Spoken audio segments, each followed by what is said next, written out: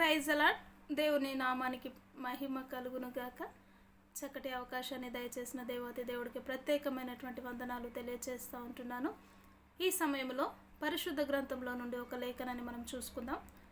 యోహాను స్వార్త 14వ అధ్యాయము 14వ వచనాన్ని మనం చూసినట్లయితే, నా నామమున మీరు నన్నేమి అడిగినను నేను చేతును, మీరు నన్ను ప్రేమించిన ఎడల నా ఆజ్ఞలను గైకొందురు.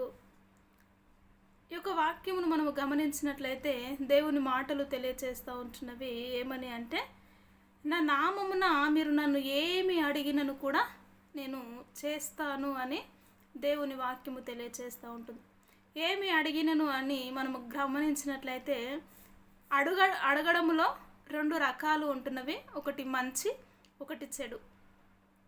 దేవుడు ఏదైనా చేస్తాడు అంటే మంచి కార్యములను మాత్రమే చేయడానికి ఆయన సమర్థుడు, కానీ చెడ్డ కార్యములను చేయడానికి ఆయన పూనుకునే దేవుడు కాదు.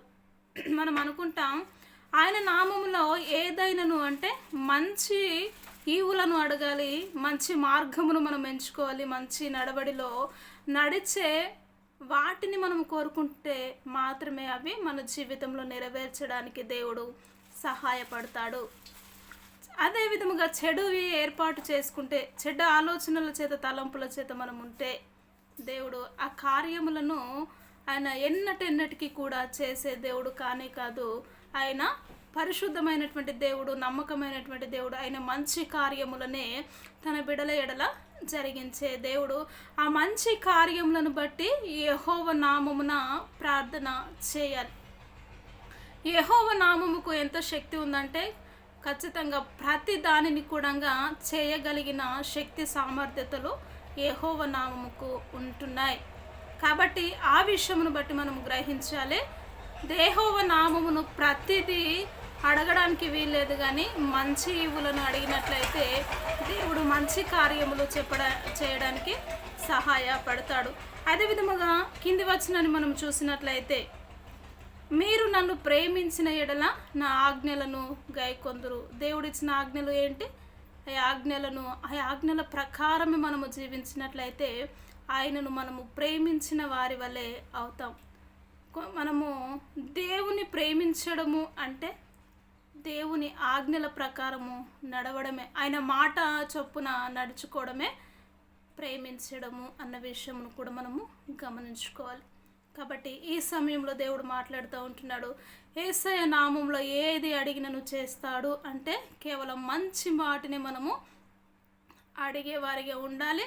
ఆయనను అడుగుతున్నావు, ఆయనను ప్రేమిస్తున్నావు అని తెలుసుకోవాలి అంటే ఆయన మార్గములో నువ్వు నడుచుకోవాలి, ఆయన ఆజ్ఞలను నువ్వు పాటించాలి.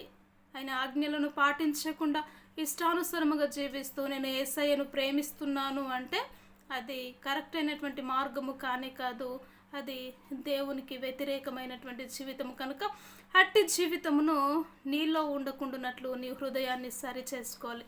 కాబట్టి ఈ సమయంలో అట్టి జీవితము ఉన్నట్లయితే వదిలించుకొని దేవునితో ఆయన నామంలో మంచి ఈవులను అడుగుతూ ఆయన ఆజ్ఞల ప్రకారము జీవించలాగున ప్రార్థన చేసుకుందాం. ప్రతి ఒక్కరు ఏకీభవించినట్లయితే, మహోన్నతుడా, జీవము కలిగిన తండ్రి, మీకే స్తుతి స్తోత్రములు చెల్లించుకుంటున్నాం. సకల ఆశీర్వాదములకు కారణభూతుడా, నిజముగా నీ నామమునకు ఎంతో గొప్ప శక్తి ఉంది. యేసు నామంలో ఏది అడిగినను మీరు చేస్తారు అంటే పరిశుద్ధాత్మదేవ కేవలం మంచి వాటిని మాత్రమే మేము ఎంచుకొని అయ్యా వాటిని నీ నామములో అడిగినప్పుడు మాత్రమే మీరు దయచేయగలిగిన దేవుడవని మేము నమ్ముతూ ఉంటున్నాం. అదేవిధముగా నిన్ను ప్రేమిస్తున్నామని చెప్పడం కాదయ్యా, నీ ఆజ్ఞల ప్రకారము జీవించగలిగిన కృప, అటు ధన్యతను మాకందరికీ మీరు దయచేయమని అడుగుతూ ఉంటున్నాం. పరిశుద్ధాత్మదేవ నీ కృపలోనే ఈ యొక్క వాక్యము ద్వారా మాతో మీరు మాట్లాడిన విధానమును బట్టి మీకే స్తుతి స్తోత్రములు చెల్లించుకుంటూ యేసుక్రీస్తు ఉన్నతమైనటువంటి నామంలో ప్రార్థించి అడిగి వేడుకుంటున్నాము తండ్రి. Amen, amen. Praise Lord. ఈ యొక్క వీడియో నచ్చినట్లయితే లైక్ చేయండి, షేర్ చేయండి, కామెంట్ కూడా పెట్టండి. ప్రైజ్ లార్డ్ అందరికీ.